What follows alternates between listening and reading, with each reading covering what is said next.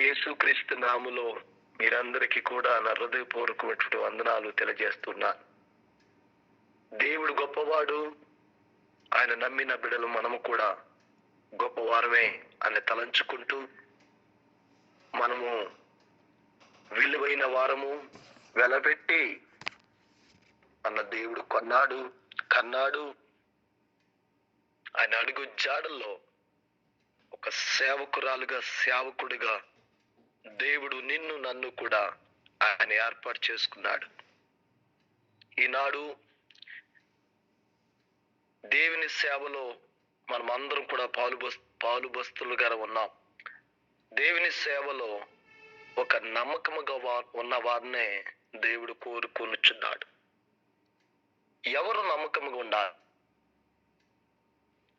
ఈనాడు ప్రభు సన్నిధానంలో గత 3 రోజుల నుండి కూడా మనము వాక్య ధ్యానం చేస్తున్నాం. దేవుడు ఎవరిని కోరుకుంటాడు, దేవుడు ఎవరిని కోరుకుంటాడు అనే అంశం మీద మనం మాట్లాడుతూ ఉన్నాం.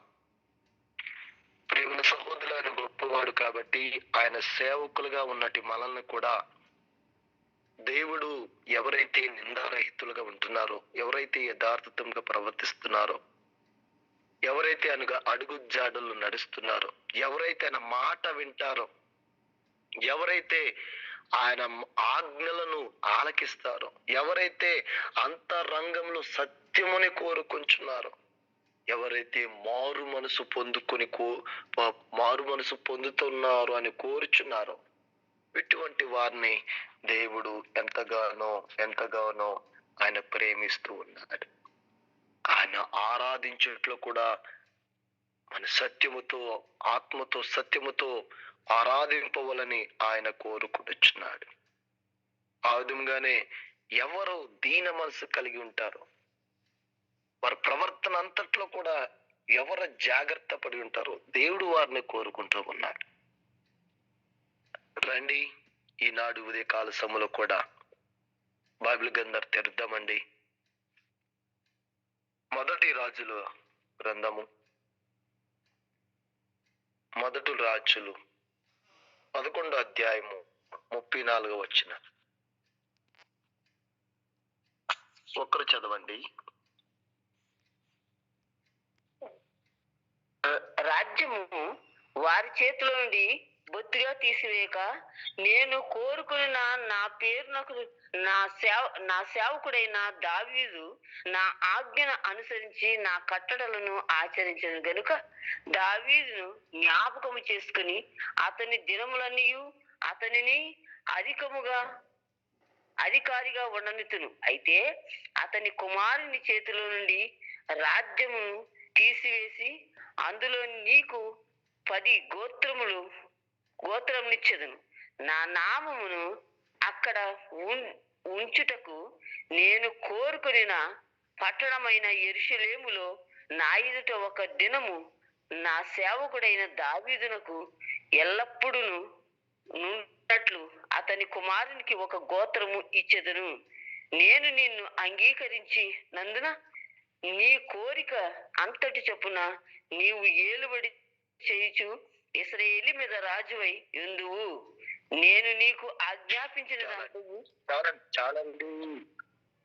ఓకే, ప్రియమైన సహోదరులారా, ఇక్కడ దేవుడు కోరుచున్నటువంటి ఏమిటి అని ప్రశ్నలు వేసుకుని దాని కింద ఈ ఉదయకాల సమయంలో దేవుడు తన హృదయానుసారమైనటువంటి సేవకులను కోరుచున్నాడు. తన హృదయానుసారమైనటువంటి సేవకులను కోరుచున్నాడు. ఇక్కడ దావీదు అనే వ్యక్తి గురించి మనం చూస్తాం. దావీదు అంటే మనకి అందరూ కూడా పరిచితుడే. మన చిన్ననాటి నుండి కూడా దావీదు విషయంలో మనం చూస్తూ వస్తున్నాం. కీర్తనలు రాస్తూ ప్రభుని వీణులతో దేవుని గణపరిచాడు. రాజుగా ఉన్నాడు. రాజుగా ఉన్నక మునుపు ఆయన అనేక కార్యాలు చేశాడు. మరి గొర్రెలు కాస్తేవాడు, తల్లిదండ్రులతో విరోధిగా ఉండేవాడు, అన్నదలకు విరోధులు ఉన్నవాడు.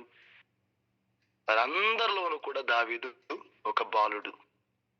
అయితే ఆ గొర్రెలను కాస్తూ గొర్రెలను మేపుతూ తన జీవితాన్ని అలా గడుచుకుంటున్నప్పుడు బాల్యం నుండి యవన ప్రాయానికి వచ్చిన బిడ్డ దావీదు. అయితే ఎప్పుడైతే దేవుడు యెషయా అన్నటువంటి తన తండ్రి వారందరిలోనూ కూడా దేవుడు సమూయేలును ప్రవక్తను పంపుతున్నాడు. సమూయేలు, నేను ఒక ఇశ్రాయేలులో ఒక రాజుని నేను ఎన్నుకుంటున్నాను, నీవు అతన్ని అభిషేకించాలి అని దేవుడు సమూయేలును ప్రవక్తను పంపి యెషయాను ఇంటికి పంపి, నేను ఎవరినైతే అభిషేకిస్తున్నానో అతడే నా ప్రాణ స్నేహితుడు, నా హృదయానుసారమైనటువంటి సేవకుడు అని దేవుడు సమూయేలుతో చెప్పాడు. సమూయేలు దేవుని ఆజ్ఞను పొందుకుని సమూయేలు దేవుని సేవలో ఒక హృదయానుసరమైన సేవకుడిగా ఉన్నాడు కాబట్టి దేవుడు సమూయేలును దర్శిస్తూ ఉన్నాడు. ఈ ప్రవక్త ఆ యెషయా ఇంటికి వెళ్ళినప్పుడు వారు అంటున్నారు, అయ్యా మీరు వస్తుంటా మాకు క్షేమమా లేదా కీడా అని సేవకుడిని అడుగుతూ ఉన్నారు. ఈనాడు సేవకుడు మన ఇంటికి వస్తే ఒక గొప్ప దీవెన. ఒక సేవకుడు కలిగినటువంటి లక్షణాలు చాలా ఉన్నాయండి. కొంతమంది ఈనాడు డబ్బు కొరకు సేవ చేస్తే వారు ఉన్నారు. ఈనాడు పేరు ప్రతిష్టతల కొరకు సేవ చేసే వ్యక్తులు ఉన్నారు. ఈనాడు విశ్వాసులను అంటే పట్టించుకోకుండా, దేవుని బిడ్డలంటే పట్టించుకోకుండా వారి కార్లు, వారి బిల్డింగ్లు, వారి ఫోన్లు, వారు ఇట్లతో సంతోషంగా ఉంటున్నారు. కానీ ఏ కుటుంబం ఏ ఇరుకులో ఉందో, ఏ కన్నీరుతో ఉందో వారిని ధైర్యపరచుదాము, వారిని మాట్లాడదాం అనేటువంటి కార్యాలు ఎక్కడ కూడా లేవు. నేను అనేకసారి కొన్ని విశ్వాసులతో నేను మాట్లాడుతున్నప్పుడు వారు అంటూ ఉంటారు, అయ్యా మీకులాగా సేవ చేసే వారు ఎవరు లేరయ్యా, ఎంతో భారం కలిగి సేవ చేస్తున్నారు. ఈనాడు సేవకులు మమ్మల్ని అడిగే మాట ఏంటంటే, మీ దశంభాగి ఏది, మీ దశంభాగి తేలేదే, మీ దశంభాగి మాకు ఇత్తలేదే, మేము మీ ఇంటికి ఎందుకు రావాలి, మేము ఇంటికి ఎందుకు ప్రార్థన చేయాలి, మీరు ఎక్కడికి వెళ్తున్నారు ఏంటి, ఇన్ని ప్రశ్నలతో చాలా మందిని ఆధ్యాత్మిక స్థితి నుండి వారిని పాడేస్తున్నారండి. దేవుడు సేవకుడికి ఇచ్చినటువంటి కార్యం ఏంటంటే, సేవకుడు ఎన్ని కష్టాలు పడినా, వేదలు పడినా, బాధలు పడినా ఆ సేవ కొనగించుటయే అది ఎంతో భాగ్యం అండి. అందుకే అపోస్తున్న పౌలు అన్నాడు, నేను సేవ చేయకపోతే నేనేమైపోదును అన్నాడు. ఆయన సేవ మనం చేయకపోతే నేనేమైపోదును ఈ రోజున. అందుకే హృదయానుసారమైన సేవకులు దేవుడు కోరుచున్నాడు. ఈనాడు ప్రియమైన సహోదరులారా, మనము కూడా దేవుని సేవలు పాలు పొందుచున్న మనము కూడా దేవునికి ఇష్టలుగా, దేవుడు కోరుచున్న వారుగానే, ఆయన సేవకులుగాను, ఆయన బిడలుగాను మనం ఉన్నాం ప్రియ సహోదరులారా. అందుకే ప్రభు ఇక్కడ దావీదుని ఎన్నుకుంటా మనం చూస్తున్నాం. దావీదు గురించి మనం చూసినట్లయితే దేవునికి హృదయానుసారమైన సేవకుడు అని చూస్తున్నాం. హృదయానుసరుడుగా దేవుడు మార్గంలో కొన్నిసార్లు ఉన్నాడు, కొన్నిసార్లు తప్పిపోయాడు. మరలా కీర్తనలు 51 అధ్యాయం మనం చూసినట్లయితే అక్కడ పశ్చాత్తాపంతో ప్రార్థన చేస్తున్నాడు. నేను చేసిన క్రియలు నా ఎదుటనే ఉన్నాయి యేసయ్య, నా పాపములు క్షమించుమని గోజాడి వేడిస్తూ ఆయన పాదాల చెంత కన్నీరు కార్చుట ద్వారా దేవుడు మరలా అవన్నీ కూడా దావీదు చేసిన తప్పులన్నీ కూడా దేవుడు క్షమించాడండి. ఈనాడు కూడా తప్పు చేయనటువంటి ఎవరు లేరు, నీతివంతుడు లేడు, ఒక్కడైనను లేడు. అందరూ పాపము చేసి దేవుడు అనుగ్రహించిన మహిమను పొందలేకపోతున్నారని దేవుని వాక్యము రోమ పత్రికలో మనం చూస్తూ ఉన్నాం. దావీదు దేవునికి హృదయానుసరుడమైన ఉన్నప్పటికైనా కూడా దేవుని ఆత్మ ఆయనలో ఉన్నది కాబట్టి, దేవుని పరిశుద్ధాత్మ ఆయనలో ఉన్నది కాబట్టి, ఎప్పుడైతే దావీదు వీణ తీసుకుని పాటలు పాడుతున్నప్పుడైతే ఆ పాటలు పాడినప్పుడు, ఆరాధన చేసినప్పుడు, ఆత్మతోను సత్యముతోను దేవుని కొనియాడబడుచున్నప్పుడు సౌలులో ఉన్నటువంటి దురాత్మ కూడా పారిపోయినట్లుగా మనం చూస్తున్నాం. అంత దేవునికి హృదయానుసరణమైనటువంటి భక్తుడు, అంత దేవుని సన్నిధిలో హృదయానుసరణటువంటి సేవకుడిగా దావీదు విషయం మనం చూస్తున్నాం. అయితే 1 రాజులు 11వ అధ్యాయము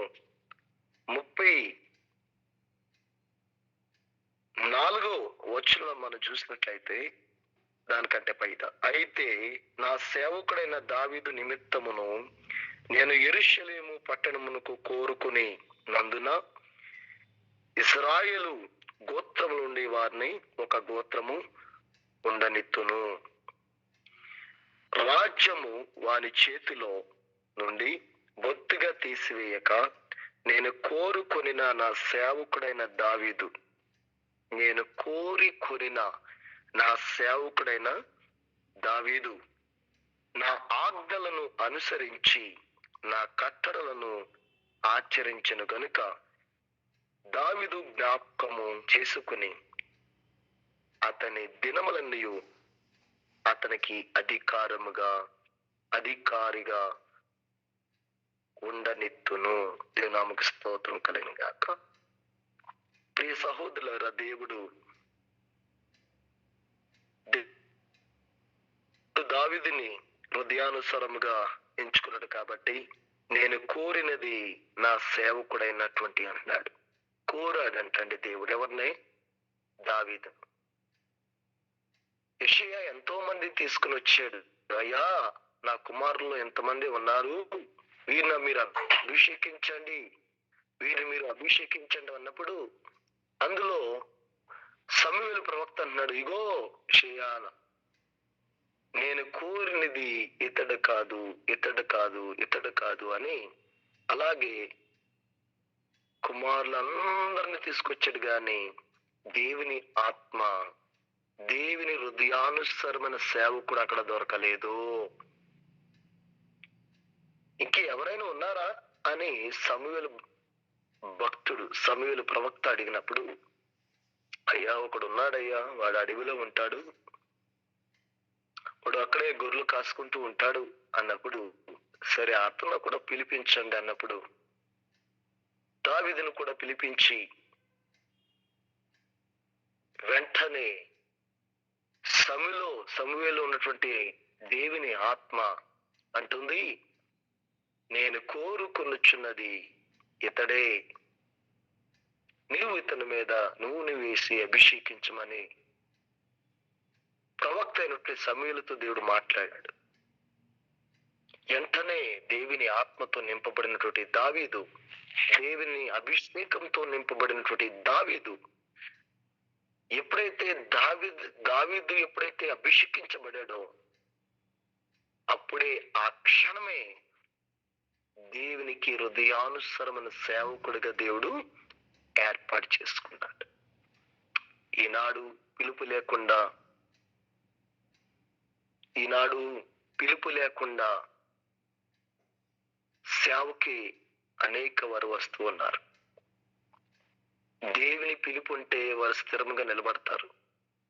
దేవుని పిలుపు లేకుంటే వారు ఏమాత్రం స్థిరంగా నిలబడలేరు. దేవుని హృదయానుసరణ సేవకుడిగా ఉన్నాడు కాబట్టి ఆయన ఒక రాజ్యభారము మరి దావీదులో నుండి, దావీదు వంశపులో నుండి ఒక రాజు పుడతాడు. ఆయనే మన ప్రభు అయిన యేసుక్రీస్తు వారు. దావీదు ముందుగా దేవుడు ఎన్నుకున్నప్పుడు ఆయన అంటున్నాడు ఏమని, నేను కోరుకొని నా సేవకుడిన దావీదును ఆజ్ఞించి, నా ఆజ్ఞలను కూడా దేవుడు, మరి దావీదు ఏం చేశాడంట, దేవుని ఆజ్ఞలను అనుసరించాడంట. దావీదు యుద్ధానికి వెళ్ళాలంటే, దావీదు ఏ కార్యం చేయాలంటే, దావీదు అనేక కార్యాల్లో ఉండాలంటే మొదటగా దేవునికి ప్రార్థన చేశాడంటండి. దేవుని సన్నిధానికి వెళ్ళాడంటండి. దేవుని గట్టిగా అడిగాడంటండి, ప్రభువా నేను ఎల్లుట క్షేమమా లేదా కీడా అన్నటువంటి భావనలతో దేవుని సన్నిధిలో ఎదిగినట్టు మనం చూస్తూ ఉన్నాం. ప్రేమల సహోదరులారా, ఆయన కోరుకున్నది నా సేవకుడైన దావీదును ఆజ్ఞను అనుసరించి నా కట్టడలను ఆచరించును గనుక దావీదు జ్ఞాపకం చేసుకొనెను. నా ఆజ్ఞలను గైకుని నడుచుకుందుట వలన నేను దావీదును నేను జ్ఞాపకం చేసుకుని ఉన్నాను అంటున్నాడు. అతని దినముల అన్నీ అతనికి అధికారము ఉండ నిమిత్తము, అతని దినములన్నీ కూడా దేవుడు ఏ కార్యాల మీద దేవుడు నిన్ను సేవకుడిగా ఎన్నుకున్నాడు, ఏ ఒక సంఘములో ఏ ఒక కార్యాల మీద నిన్ను ఒక సేవకురాలుగా లేదా ఒక సేవకుడిగా దేవుడు నిన్ను ఎన్నుకున్నాడో, ఈనాడు కూడా దావీదు వలె, దావీదు దేవునికి ఎలాగైతే హృదయానుసారంగా ఉన్నాడో ప్రేమ సహోదరులారా, మనము కూడా దేవుడు దావీదుని ఎలాగైతే జ్ఞాపకం చేసుకున్నాడో మనము కూడా దేవుడు జ్ఞాపకం చేసుకునేలాగన మనము కూడా ఆత్మతోను సత్యముతోను ఆయన కోరుచున్నట్టే మనము దేవుని హృదయానుసరమైన బిడలుగా, దేవునికి హృదయానుసరమైన కుమారులుగా దేవుడు ఈనాడు కోరుకునిచ్చున్నాడు. నా బిడ్డలు నాకు హృదయానుసరంగా ఉండాలి, నా హృదయానుసరంగా వారు నడుచుకోవాలి, నా ఆజ్ఞలను వారు పాటించాలి, నా హృదయానుసరమైన మరి నా హృదయానుసరమైన మనసు వారు కూడా కలిగి ఉండాలని దేవుడు కోరుకునిచ్చున్నాడు. అలాగనే ఈ దినాల్లో కూడా ఆయన కోరుకునిచ్చినది ఆయన సేవకులుగా మనము ఉండాలని, హృదయానుసరులుగా ఉండాలని మన దేవుడు కోరుకునిచ్చున్నాడు. అలాగనే ఈనాడు కూడా దేవునికి ఇష్టలుగా ఉందాం. దేవుని సేవకులుగా, దేవుని సేవకురాళ్ళుగా మనమందరము దేవుని సన్నిధిలో అభిషేకముతో కలిగి,